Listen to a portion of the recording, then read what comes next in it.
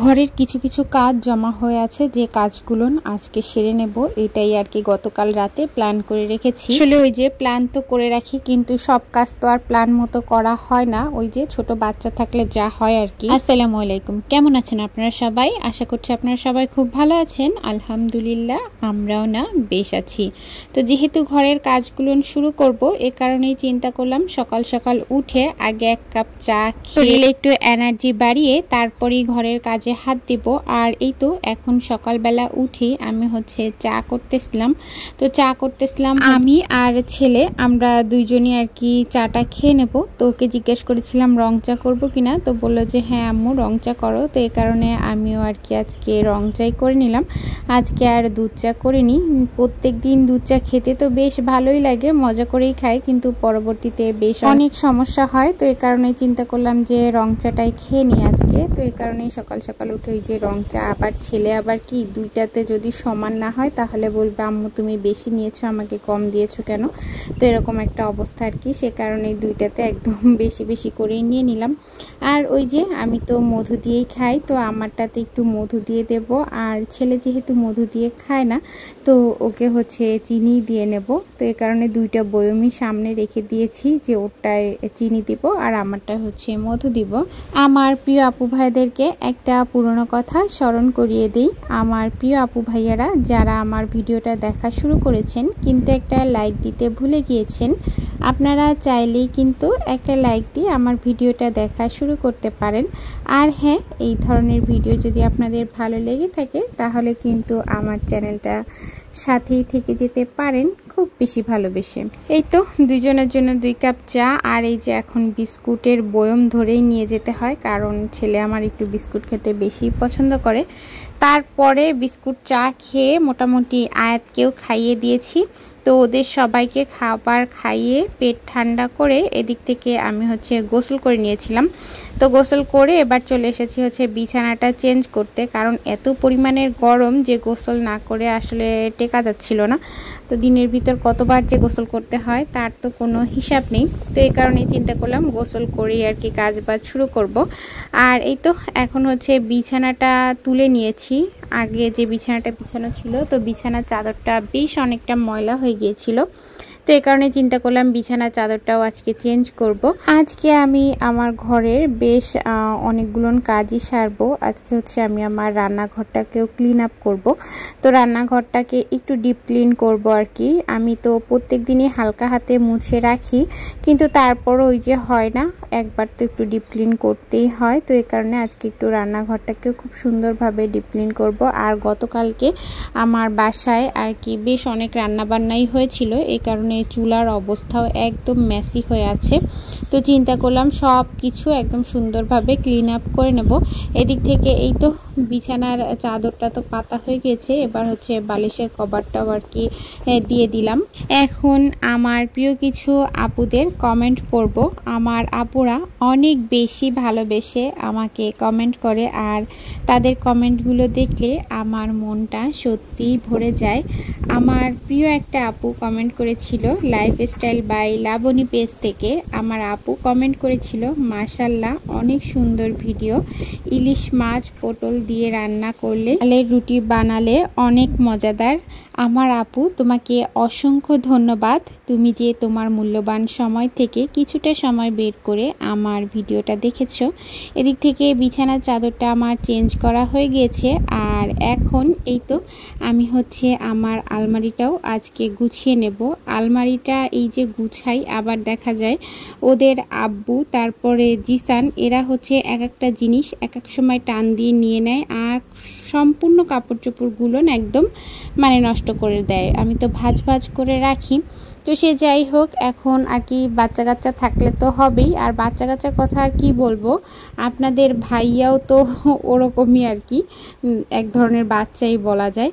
তো এই তো সেদিক থেকে আর কি এই যে এখন আমি সব আলমারির যে কাপড় চোপড়গুলো ছিল সেগুলো বের করে নিয়েছি। আজকে খুব একটা বেশি রান্নাবান্নার ঝামেলা রাখিনি, এ কারণেই চিন্তা করলাম যেহেতু রান্নাবান্নার ঝামেলা আজকে নেই, কারণ রান্নার ঝামেলা যেদিন থাকে সেদিন আসলে এই যে এই কাজগুলো করা হয়ে হয়ে ওঠে না।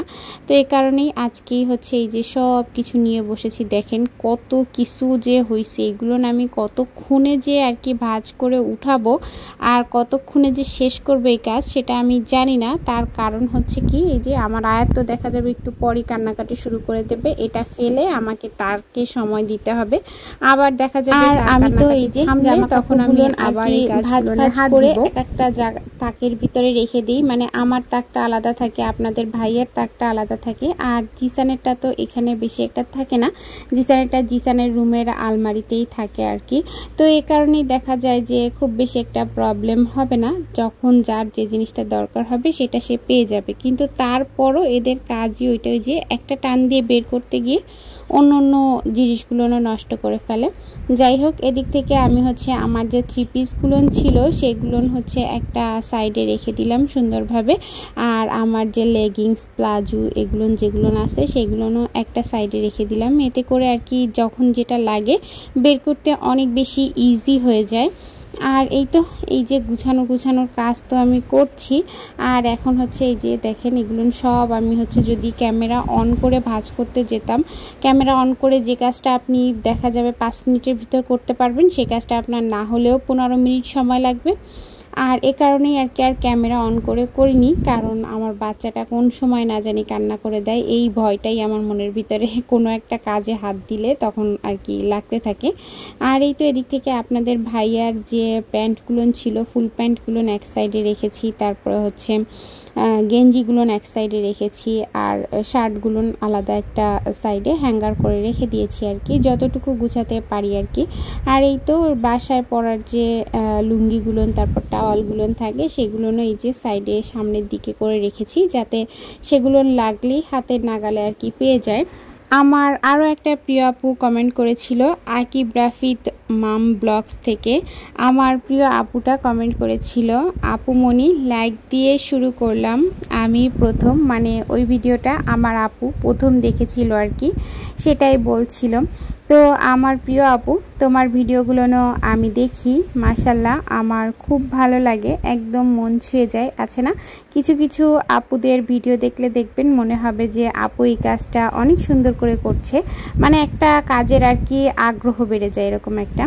আর এই তো এই যে আলমারির নিচের দিকটাতে এই পাটটা একটু মানে ভেঙে গিয়েছে নিচের সাইডটা, তো এই কারণেই এখানে আমি করি কি আয়াতের যে প্যাম্পাস তারপর হচ্ছে টিস্যু আর হচ্ছে কিছু কাপড় থাকে না যেগুলো হচ্ছে এক্সট্রা, যেগুলো লাগবে না, অনেক সময় দেখা যায় কোনো কিছু মোছামুছির কাজে ব্যবহার করা যায়, তো সেগুলো রেখে দিয়েছি। আর এই যে একদম উপরে দেখতেছেন এখানে হচ্ছে আপনাদের ভাইয়ার লেখালেখির ডায়েরি, তারপর হচ্ছে আমার ডায়েরি এগুলো থাকে। আর এই যে উপরে এই সাইডটা করে আমি আমার 2টা টপস রাখছি, তো এই টপস 2টা আমার একদমই পরা হয় না, তো এই কারণে আর কি উপরে উঠিয়ে রেখেছি। এটা নিয়েও একটা বিশাল কাহিনী আছে, তো সেটা হচ্ছে কি চলেন আপনাদের সাথে একটু শেয়ারই করি।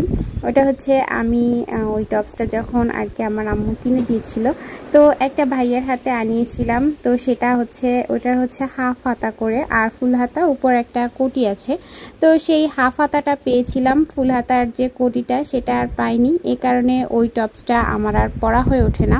আর এদিক থেকে এখন একটু আপনাদের সাথে ভয়েস ওভার দিয়ে ছাড়া আর কি, মানে রিয়েল ভয়েসে আপনাদের সাথে কথা বলতে চেয়েছিলাম, তো সেটা আর হলো না, কারণ আমার মেয়ে আর ছেলে দুইজনই টিভির সাউন্ড এত পরিমাণের বাড়িয়ে দিয়েছে সেটা আমি খেয়াল করিনি আর কি, কাজ করতে করতে সেটা আমার মাথায় ছিল না।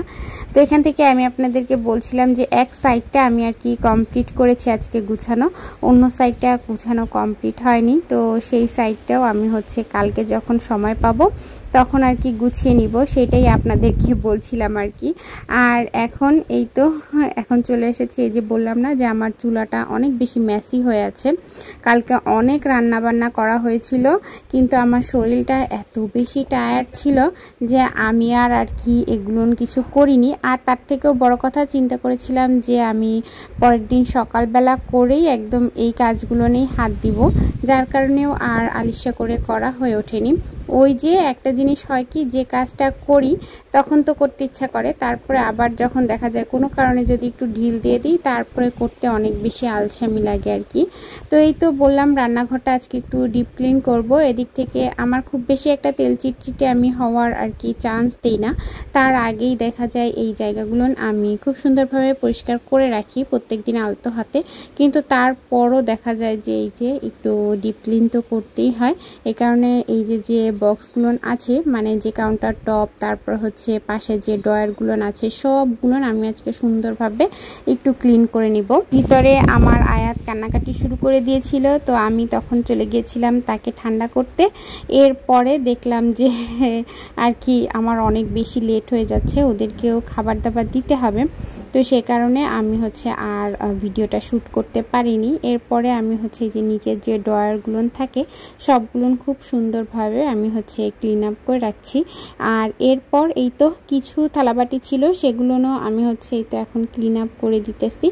আর এরপর মোটামুটি আমি হচ্ছে আয়াতকে একটু দুপুরে খাবার দিব, কারণ ওরও ক্ষুধা পেয়ে গিয়েছে। আমার এই কাজগুলো করতে করতে বেশ অনেকটা লেট হয়ে গিয়েছিল, তো চিন্তা করেছি যে একদিকে ভাত তো রান্না করা লাগবে, তো ভাতটা বসিয়ে দিব, আর অন্যদিকে হচ্ছে আয়াত বুড়ির জন্য একটু খাবার রান্না করব।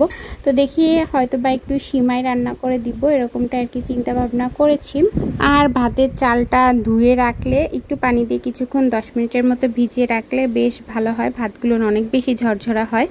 আর এই তো এদিক থেকে বললাম না আয়াতের জন্য একটু সিমাই রান্না করে দিব, তো একটু গরুর দুধ দিয়ে আয়াতকে একটু সিমাইটা রান্না করে দেব। এই কারণেই তো চুলায় একটা হাঁড়ি বসিয়ে তার ভিতরে আমি একটু গরম মশলার ভিতরে দিলাম হচ্ছে একটু তেজপাতা, আর হচ্ছে 2টা এলাচ দিলাম, আর অল্প একটু চিনি দিয়ে দিলাম।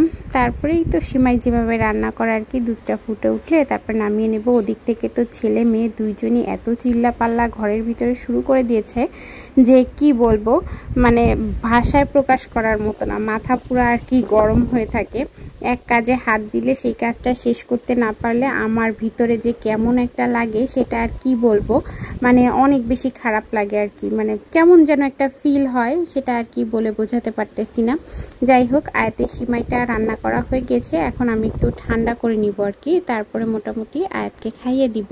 আর এই তো আয়াতকে হচ্ছে সিমাই খাইয়ে দিয়ে আমি এখন হচ্ছে এই যে আমার টেবিলটা একটু ক্লিন আপ করে নিচ্ছি। তারপরে আপনাদের সাথে আর একদম দেখা হচ্ছে রাত্রেবেলা, মানে আর দুপুরের দিকে আর কিছু শেয়ার করা হয়নি। তো রাত্রে একটু রুটি আর হচ্ছে একটু সবজি করেছিলাম, এটা দিয়ে আজকে ডিনারটা শেষ করব।